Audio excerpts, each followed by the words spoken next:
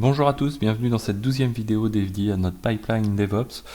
N'hésitez pas à vous abonner si ce n'est pas déjà fait, n'hésitez pas à mettre des pouces bleus, à commenter pour compléter cette vidéo. Alors aujourd'hui, l'objectif de cette vidéo, c'est de continuer sur la mise en place de notre infrastructure pour pouvoir développer notre pipeline. Le but étant d'apprendre un maximum de choses. Donc mettre en place cette infrastructure, c'est aussi apprendre des choses compte tenu du point de vue du DevOps. On apprend surtout Vagrant, donc ne vous inquiétez pas, il restera encore une vidéo avec GitLab, mais aujourd'hui on va s'intéresser à la Docker Registry. On va faire ça de manière assez rapide. D'ailleurs, pour gagner du temps, moi je vais faire un Vagrant up, parce que j'ai déjà ce qu'il faut à côté. Comme ça, il va m'installer tout ce qui va bien.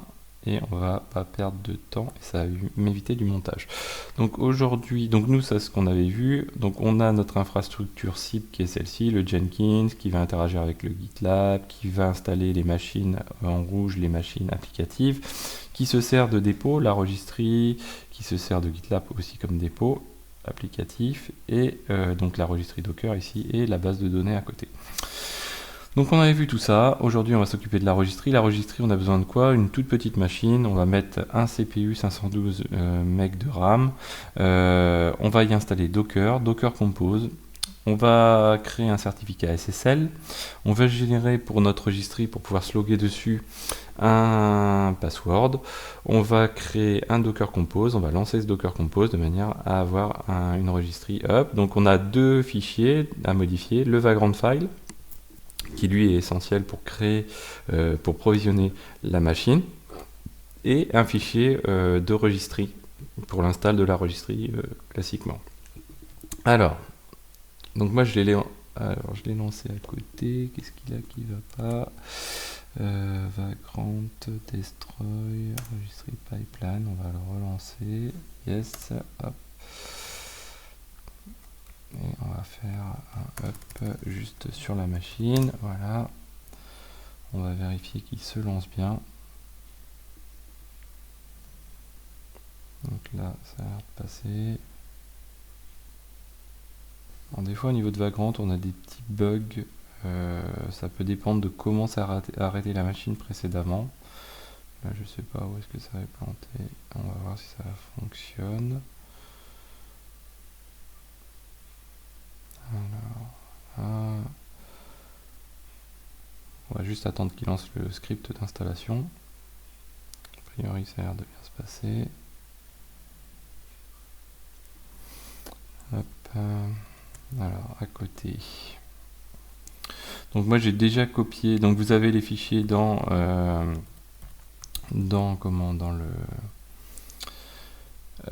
la description de la vidéo. J'ai déjà copié les fichiers dans le répertoire qui se nomme Vagrant, donc là il se lance bien à côté, donc on va passer, on va pas se mettre dessus justement, voilà, on va se mettre ici, comme ça l'installation sera peut-être terminée quand on aura fini. Donc moi, première chose, j'ai été modifier le Vagrant file. Donc le Vagrant file, ce que j'ai été lui faire, c'est simplement rajouter un bloc, tel qu'on l'avait fait lors des vidéos précédentes, avec, première chose, on itère sur une VM qui se nommera registry-pipeline, moi c'est comme ça que je la nomme, vous pouvez la nommer autrement. On indique que la box, c'est une box de type Debian/Buster64, que le hostname au titre de Vagrant, c'est une registry-pipeline, que l'URL de la box pour télécharger l'image qui correspond, c'est Debian/Buster64, que l'IP c'est la 192.168.5.5, et ensuite avec Vagrant on itère sur notre provider qui est VirtualBox, qu'on retrouve ici, et pour ce provider on définit donc du NAT DNS host resolver, du NAT DNS proxy, on lui affecte une mémoire de 512 MB, on lui donne un nom au titre de VirtualBox registry-pipeline et on lui affecte un CPU. Ensuite, on a la petite manip qu'on a déjà vue jusqu'ici qui permet d'activer le SSH classique, et on lance ensuite notre script d'install registry. Je check à côté, ouais, voilà, il tourne bien. Donc notre install registry, lui, qu'est-ce qu'il fait? Alors première chose, on va se mettre en Vim. On récupère l'IP, on lance l'installation, on fait un update, on lance l'installation de git, wget et curl. Donc d'ailleurs j'ai 2 fois git aussi, je sais pas pourquoi je m'amuse à mettre 2 fois git à chaque fois. Bon, bref, passons. Hop. Donc on lance ensuite la commande d'installation de Docker, qui est un curl qui récupère un script shell qui est lancé ensuite avec un pipe. On redirige tout vers devnut pour avoir le moins de verbosité possible. Ensuite, pour Docker Compose, on télécharge Docker Compose, le binaire, on l'installe dans usr local bin Docker Compose, tout simplement. D'ailleurs la version n'est peut-être pas la dernière. Et on le rend exécutable. Ensuite, là, on passe à l'installation de la registrie. Ça, c'est quelque chose qu'on n'a pas trop vu jusqu'ici. Donc, on crée à l'endroit où on se situe, ça c'est à vous de faire comme vous souhaitez, un répertoire cert, un répertoire password et un répertoire data. J'aurais pu les faire tous d'un bloc d'ailleurs. Ensuite, on génère un certificat avec OpenSSL, un certificat TLS, donc avec un type X509, une clé de type RSA 4096, on lui passe un -nodes, on lui passe l'endroit où on stocke la clé, donc qui est dans le répertoire cert, l'endroit où on stocke le certificat, qui est aussi dans le répertoire cert, et voilà. Ensuite, pour le password, ce qu'on fait, c'est qu'on fait un docker run --ontrimpoint htpasswd, que l'on passe à une image, donc à un conteneur qu'on a lancé à partir d'une image registry 2.2. On lui passe les options -grand b, petit n, qui nous permet de définir, de lui passer un user et un password. Donc là, mon user, il s'appelle xavkey et mon password, il s'appelle password. Je redirige l'extract de tout ça vers mon répertoire passwd, dans un fichier qui se nomme htpasswd. Ensuite, je crée un répertoire donc data, donc là il est créé, et à l'endroit où j'étais, donc c'est ma home vagrant finalement, je fais un écho du Docker Compose suivant, donc où je dis que en mode je veux que mon conteneur soit toujours en mode restart s'il plante. Je télécharge l'image, j'utilise l'image registry 2.2, je nomme mon conteneur registry. Le port, donc je redirige le port 5000 sur le port 5000 du host, donc le host qu'on a provisionné tout à l'heure. Et donc on monte plusieurs volumes, le volume data, le volume cert et le volume passwd. Le volume data ayant vocation à stocker le varlib registry, donc les datas de la registry. Le cert, lui, a stocké les certificats, donc dans /cert du container, et le htpasswd dans le répertoire /hôte du container. Derrière, pour pouvoir utiliser tout ça, on passe des variables d'environnement à notre conteneur, on set des variables d'environnement dans notre conteneur. Donc première variable, celle qui définit la localisation du certificat, à cet endroit-là, puisqu'on a monté le volume. Ensuite, la localisation de la clé, donc toujours au même endroit. Ensuite, la méthode d'authentification, donc elle se fait par htpasswd. La localisation de cette authentification, donc du user et du password. Là, c'est notre fichier htpasswd qui a été généré plus tôt et qui est monté en volume. Et puis le type d'authentification.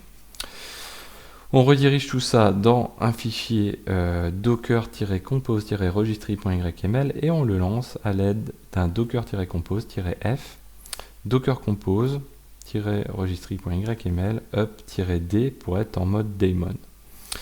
Et ensuite, on indique qu'on a terminé notre installation. On pourra la tester grâce à cette commande-là, docker login, tout simplement, à partir par exemple de la machine Jenkins.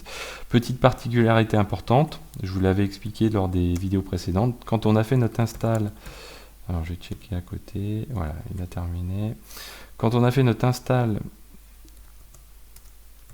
de Jenkins, P1 Jenkins, très important, comme on est sur un certificat auto-signé, il faut à tout prix qu'ici on indique à notre Docker, donc tous les Dockers qui vont vouloir utiliser cette registry vont devoir prendre en compte cet élément là, et on dit qu'on utilise une registry insecure et on définit cette registry qui est celle-ci.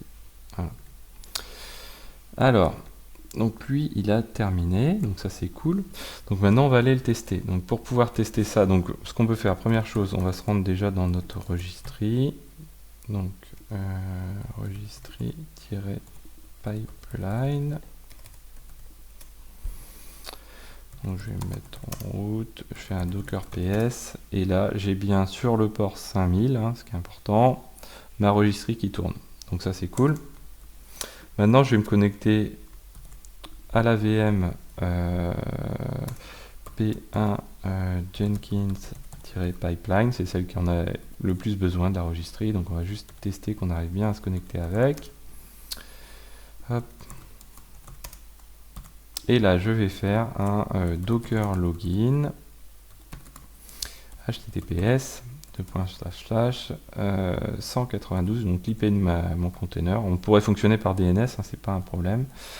.5.5 sur le port 5000, qui est le port par défaut de la registry, il me semble. Ouais.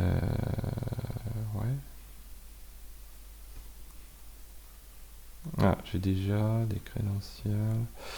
Ah ouais, ça va être un mauvais exemple. Si. Ah ouais, j'ai déjà des crédentials. Docker, logout, je pense.